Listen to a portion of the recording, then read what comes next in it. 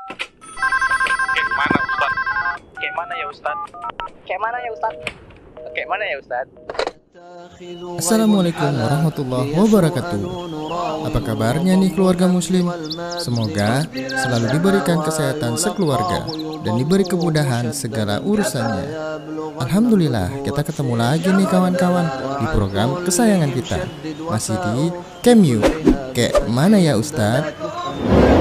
Nah, kali ini kita masih berada di kota Medan. Dan kita sudah menerima pertanyaan dari beberapa warga Medan. Kira-kira pada mau tanya apa aja ya sama Ustadz? Ya udah yuk kita langsung saja ke pertanyaan pertama. Tetap di KMU. Kayak mana ya Ustadz? غيب حلا ليسوء نون راو وضم الهمز والماد عدل سما ويلقاه يضم. Bismillah. Assalamualaikum warahmatullahi wabarakatuh. Alhamdulillahi rabbil alamin wa bihi nasta'in ala umuri dunya waddin wa ashhadu an la ilaha illallah rabbul alamin wa ashhadu anna Muhammadan abduhu wa rasuluhu asyraful anbiya'i wal mursalin wa salawatullahi wa salamuhu alaihi wa ala alihi wa ashabihi ajma'in wa man tabi'ahum bi ihsanin ila yaumiddin, amma ba'd. Para pemirsa Rosyad TV di mana saja Anda berada, rahimani wa rahimakumullah. Ada pertanyaan dari saudara kita yang menanyakan tentang hukum kebolehan untuk meninggalkan sholat Jumat karena menemani istri yang akan melahirkan. Jadi pertanyaannya adalah, apakah boleh meninggalkan sholat Jumat karena menemani istri yang akan melahirkan? Baik para hamba Allah rahimani wa rahimakumullah, sebelum kita menjawab pertanyaan ini, kita ucapkan syukran jazilan wa jazakallahu khaira wa barakallahu fiq. Semoga Allah subhanahu wa ta'ala senantiasa memberikan taufiknya kepada kita agar kita berada terus di atas petunjuk Allah dan Rasulnya, berada di atas ketaatan kepada Allah dan Rasulnya sampai Allah mewafatkan kita. Amin ya rabbal alamin. Baik para hamba Allah rahimani wa rahimakumullah, ketahuilah bahwasanya seorang laki-laki dewasa maka wajib baginya untuk sholat Jumat di masjid, di mana dikumandangkan adzan untuk sholat Jumat. Maka wajib bagi seorang laki-laki dewasa yang dalam kondisi tidak sakit, tidak dalam kondisi bersafar, dan dia bukanlah seorang budak, maka wajib baginya untuk sholat Jumat tatkala dikumandangkan adzan untuk sholat Jumat. Allah subhanahu wa ta'ala berfirman di dalam surah Al-Jumu'ah ayat 9, Allah mengatakan, a'udzu billahi minasyaitonir rajim, ya ayyuhalladzina amanu idza nudiya lis-salati min yaumil jumu'ati fas'au ila dzikrillahi wa dzarul bai'. Allah berfirman yang artinya, wahai orang-orang beriman, Allah menyeru orang-orang beriman. Allah menyeru orang-orang yang beriman, terkhusus adalah laki-laki. Idza nudiya lis-salati min yaumil jumu'ah, apabila diserukan di hari Jumat untuk salat, fas'au ila dzikrillah, maka bersegeralah menuju untuk mengingat Allah, wa dzarul bai', dan tinggalkanlah jual beli. Dalam ayat ini Allah subhanahu wa ta'ala memerintahkan bagi siapa saja yang mendengarkan seruan adzan Jumat untuk dia bersegera menuju sholat Jumat dan meninggalkan segala bentuk aktivitas duniawi. Wajib baginya, karena ini perintah yang hukum asal perintah adalah wajib. Bahkan ijma' para ulama, sepakat seluruh para ulama Islam tentang wajibnya sholat Jumat bagi laki-laki dewasa yang dia tidak sakit dan tidak dalam kondisi safar, dan dia bukan seorang budak hamba sahaya, untuk sholat Jumat. Dalam hadis yang diriwayatkan oleh Imam Ad-Daruqutni dengan derajat yang hasan, Rasulullah sallallahu alaihi wasallam bersabda, "Man kana yu'minu billahi wal yaumil akhir fa 'alaihi al-jum'atu yaumal jum'ati illa maridun aw musafirun aw imra'atun aw sabiyun aw mamlukun." Kata Nabi sallallahu alaihi wasallam, yang artinya siapa saja yang beriman kepada Allah dan hari akhir, maka wajib baginya sholat Jumat di hari Jumat, kecuali orang yang sakit, orang yang safar, wanita, anak-anak, dan budak atau budak hamba sahaya. Baik para hamba Allah rahimani wa rahimakumullah. Jadi seorang laki-laki dewasa yang dia tidak sakit, yang dia tidak dalam kondisi bersafar, dan dia bukanlah seorang budak hamba sahaya, maka wajib baginya untuk sholat Jumat di hari Jumat. Adapun menemani istri dalam kondisi akan melahirkan, maka ini bisa diwakilkan kepada kerabatnya. Apakah mungkin ibunya atau mertuanya, mertua perempuannya, atau barangkali adalah keluarga-keluarga yang lainnya, agar bisa menemani istrinya ketika melahirkan. Jangan sampai sebuah kewajiban itu terlalaikan karena sebuah hal yang bisa, ya, sebuah urusan yang bisa ternyata diwakilkan kepada orang lain. Wallahu ta'ala alam. Semoga bermanfaat. Wassallallahu ala Muhammad wa ala alihi wa ashabihi ajma'in walhamdulillahi rabbil alamin. Wassalamualaikum warahmatullahi wabarakatuh. Alhamdulillah, sudah jelas ya kawan-kawan jawaban dari Ustaz. Nah, semoga bisa menambah ilmu kita semua, dan jangan lupa mengamalkannya. Sekarang kita lanjut ke pertanyaan selanjutnya. Kayak mana ya Ustaz?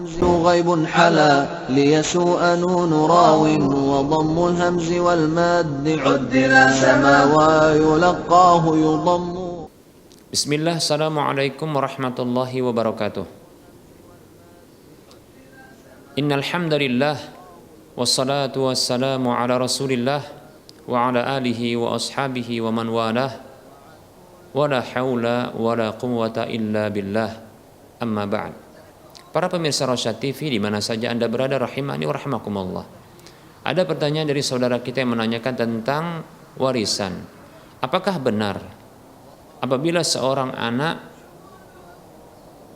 yang tidak melihat orang tuanya wafat, dalam kondisi wafatnya sang anak tersebut tidak mendapatkan harta warisan dari orang tuanya?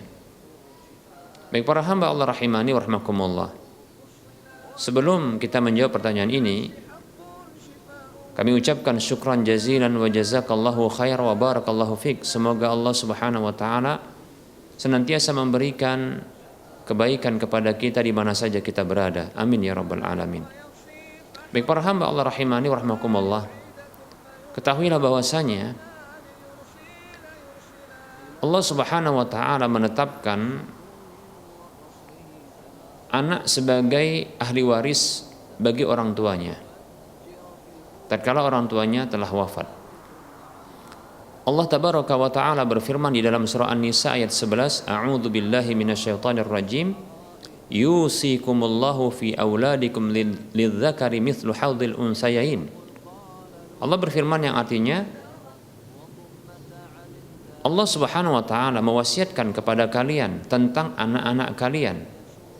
Bagi anak laki-laki mendapatkan bahagian 2 anak perempuan. Para hamba Allah rahimani rahimakumullah, ayat ini, lewat ayat ini Allah subhanahu wa ta'ala menetapkan secara jelas dan gamblang bahwa seorang anak adalah ahli waris bagi orang tuanya.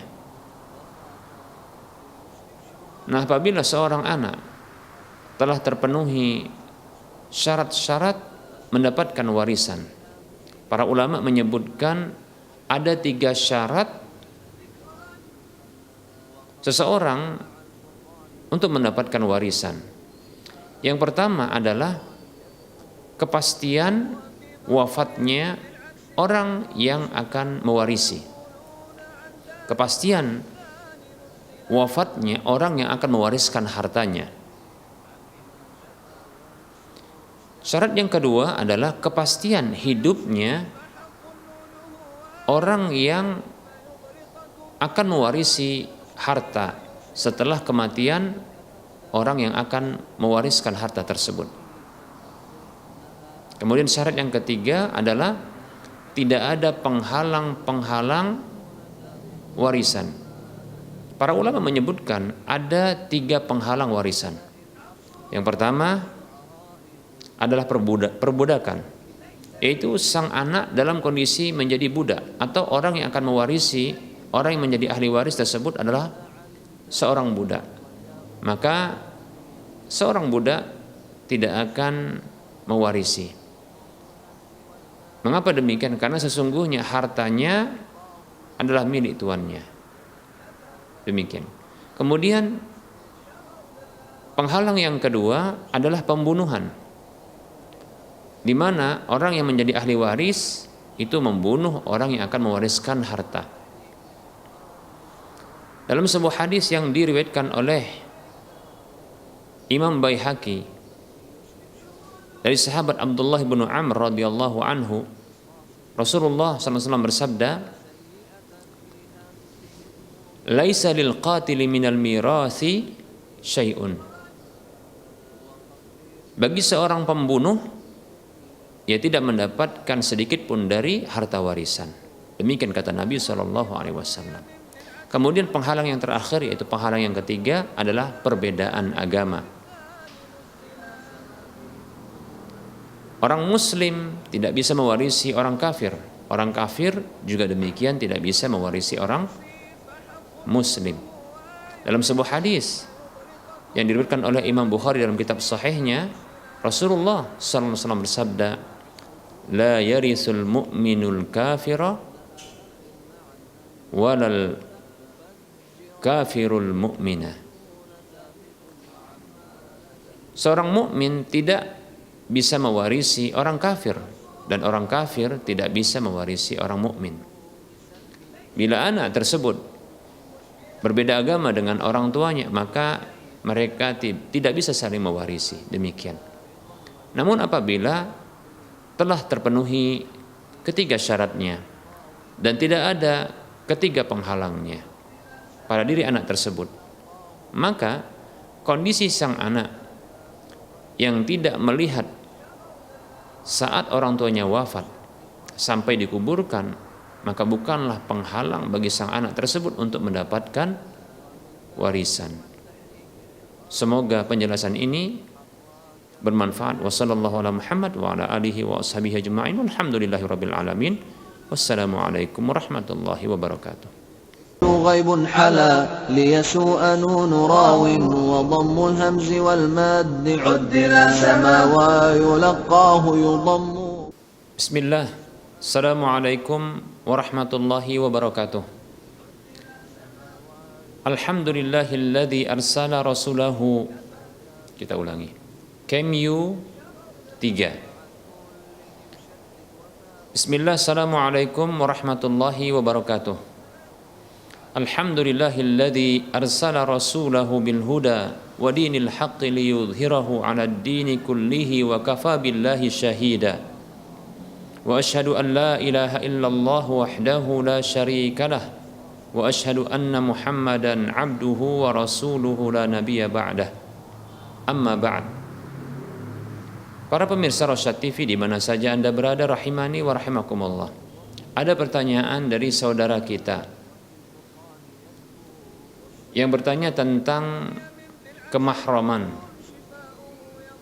Apakah saudara ibunya yang perempuan dengan ibu yang sama tapi ayah berbeda, apakah mahram baginya?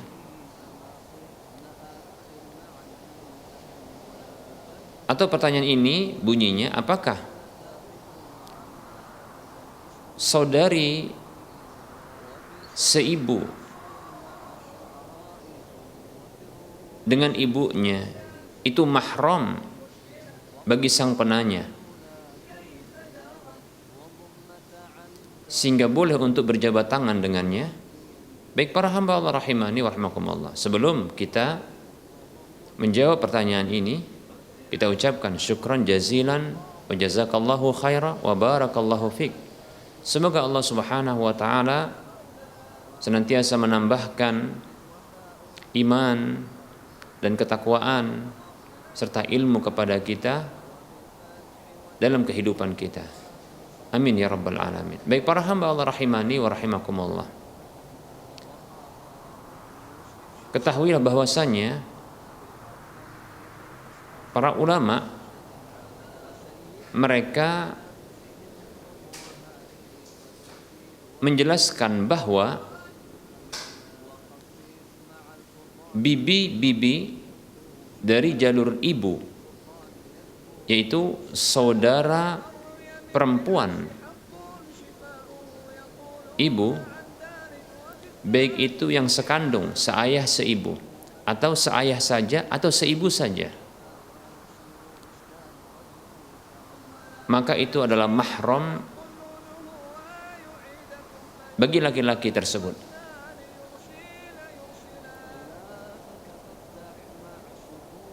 Para ulama menjadikan firman Allah Subhanahu wa taala dalam surah An-Nisa ayat 23 sebagai dalilnya. Allah tabaraka wa taala berfirman, A'udzu billahi minasyaitonir rajim, hurrimat 'alaikum ummahatukum wa banatukum wa akhawatukum wa ammatukum wa khalatukum ila akhiri al-ayah. Allah tabaraka wa ta'ala berfirman yang artinya telah diharamkan atas kalian, yaitu atas laki-laki, untuk menikahi ibu-ibu kandung mereka, ibu-ibu kandung kalian, putri-putri kandung kalian,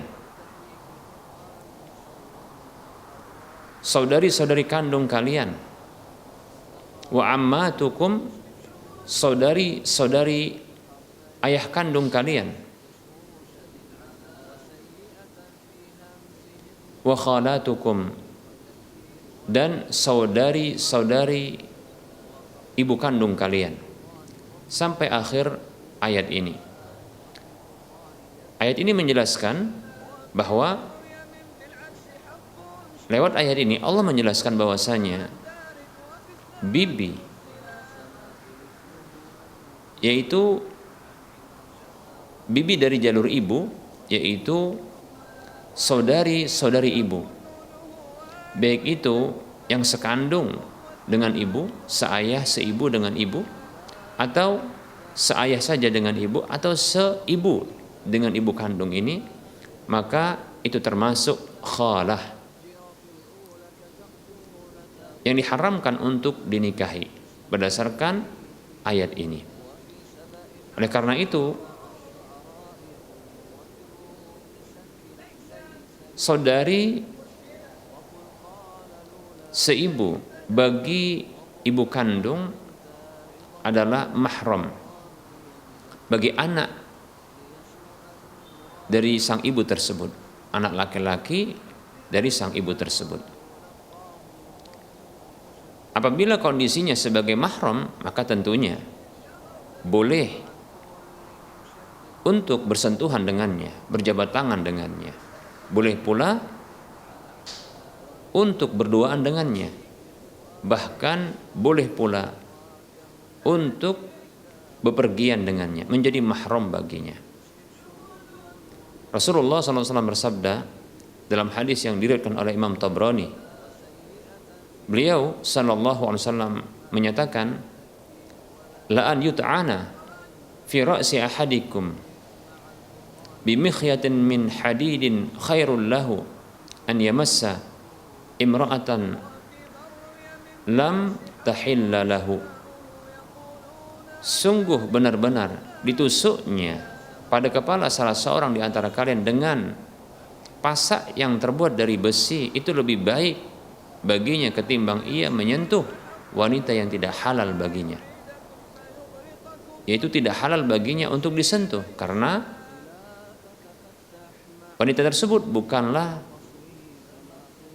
istrinya, wanita tersebut bukanlah mahramnya, wanita tersebut adalah halal baginya untuk dinikahinya, maka tidak boleh menyentuhnya. Adapun wanita yang menjadi mahramnya maka halal untuk menyentuhnya berdasarkan pemahaman kebalikan dari hadis tersebut. Demikian pula kalau memang sebagai mahram maka boleh untuk berduaan dengan sang bibi tersebut dan boleh pula untuk menjadi teman pendamping di dalam safar bagi sang bibi tersebut.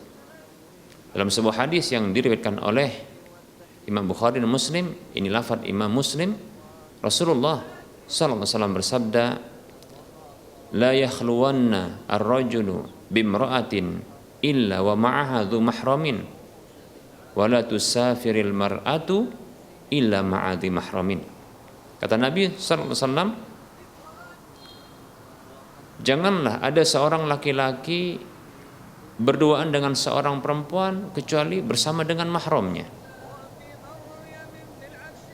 Dan janganlah ada seorang wanita bersafar kecuali bersama dengan mahramnya.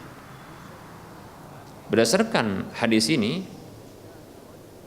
maka boleh bagi seorang laki-laki untuk berduaan dan menjadi teman safar bagi seorang wanita yang wanita tersebut adalah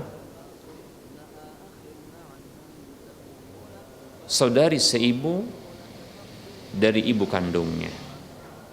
Semoga penjelasan ini bermanfaat. Wassallallahu ala Muhammad wa ala alihi wa ashabihi ajma'in. Walhamdulillahirabbil alamin. Wassalamualaikum warahmatullahi wabarakatuh. Bagi kamu yang mempunyai pertanyaan perihal agama, silahkan kirim video pertanyaan kamu menggunakan HP atau kamera ke nomor WhatsApp 0822 8888 6630 atau kirim ke email kami rasyad.tv@gmail.com dengan format isi video, nama, alamat, dan pertanyaan yang akan kamu tanyakan. Ayo kirim pertanyaan kamu dan tunggu jawabannya di Camyu. Kayak mana ya Ustadz?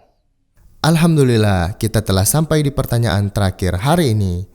Nah, semoga apa yang disampaikan Ustadz tadi bisa menambah ilmu agama kita semua. Ingat ya kawan-kawan, menuntut ilmu agama itu wajib loh atas setiap muslim. Dan terima kasih telah menyaksikan episode Camyu kali ini. Insya Allah, sampai jumpa lagi di episode-episode Camyu berikutnya. Assalamualaikum warahmatullahi wabarakatuh.